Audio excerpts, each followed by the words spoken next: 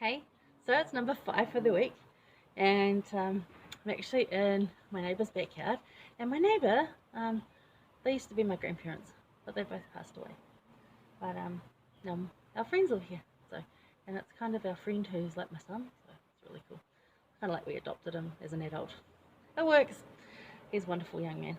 He lives here with his girlfriend, but not a member, by the way. That's why. Anyway, so this tree behind me, this is a tangelo tree, and this is the oranges that we feed the birds because nobody around here actually eats tangelos. However, my granddad planted this, and he also planted the mandarin tree that's over there, but the mandarins are all done now. Delicious mandarins, tangelos, and anyway. Um, why I thought this tree would be good is because it's a constant reminder of my granddad. My granddad was a great one in keeping standards, so much so that he earned the nickname Queen Victoria, as in being Victorian and you know, always keeping a high standard of it's got to be like this, it's got to be like that. They're not in a snobby way, but just in a, have self-respect way. And I really like that. I like at the times it could be annoying, when I wanted to go out in some clothes that maybe weren't so, because, I lived here and they brought me up, sort of thing.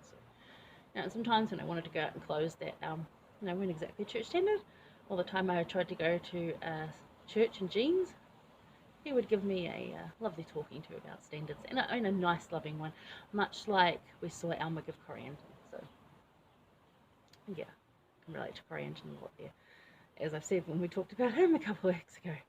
But this Tangelo tree constantly reminds me of the standard that he kept, and the standard of service to others, the standards that he kept about stuff, over dress standards, moral standards. I couldn't think of the other ones. Examples. Just there's so many different standards that you can think of, like moral standards. I said that, dress standards. The rest of them have gone, but you can think of them, right? Like, write them down. Like, let me know.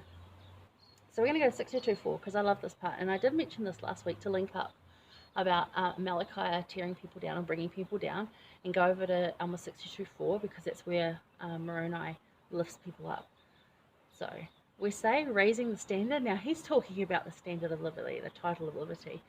And we're going to use standard as just in general bringing people up. So yeah, in verse 4 it says, "And he did raise the standard of liberty in whatsoever place he did enter, and gained whatsoever force he could in all his march towards the land of Gideon." So you think, well, it's just a small thing. You're just like, yes, marching around with the standard title of liberty. But that's a great example to be leading like that. And it's like kind of lifting where you are. So wherever he was making it better. And so there's a author called Mandy Hale, and she said, refuse to lower your standards to accommodate those who refuse to raise theirs.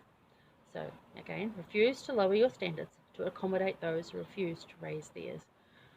So don't lower your standards just because other people won't bring theirs up. Have the standard. Forgive them and love them when they don't meet it, but don't lower yours. Like, again, and you can liken it again to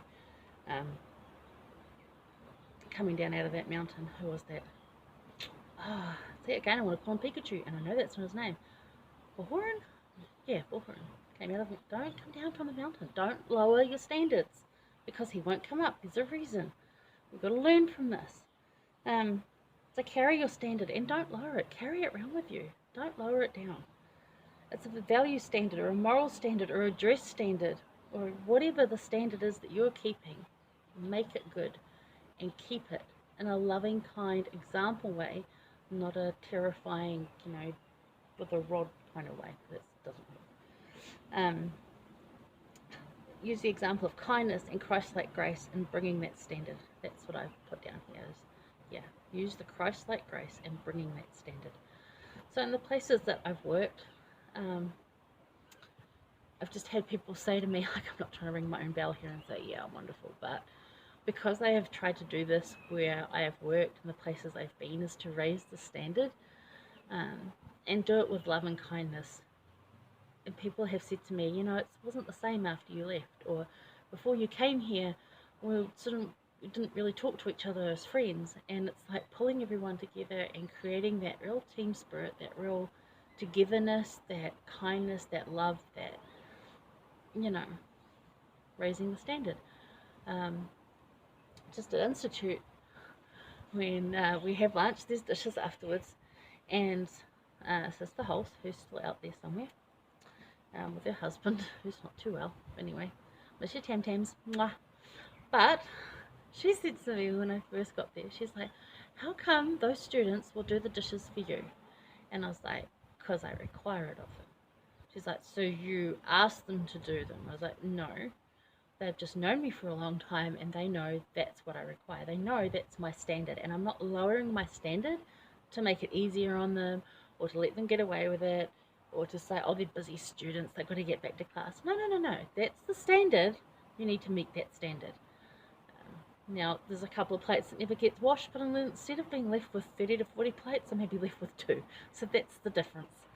So, they knew that I required that of them. Some of them had known that since I've been teaching them in primary, that I always had that high standard of this is how we behave, and their parents do the same thing. These are the kids that the parents have done the same thing. This is our standard. We clean up where we go. We don't behave in that kind of way in other people's places or in our own. So they know that's required of them. I don't have to ask them to do it. They just know that it's required. And that's kind of special. And I just, reminds me of my granddad, because that's what he did to me. And I want to go back to that whole trying to go to church in jeans thing. He's just like, no, no, no. In my house, because it was his house, we go to church in church clothes. If you want to go to church in jeans, then yeah. So, move somewhere else. That's just the standard he had. And I miss him. He's been gone a long time now. Gone since 2005. Coming up 15 years. It's a long time. But he lives on through beautiful fruit. The fruit of his tree. Look at that. That's kind of cool. Yeah. Anyway, there you go. That's it for this week. That's a good one. And next week we're into Helaman. Woohoo! Okay, see you then.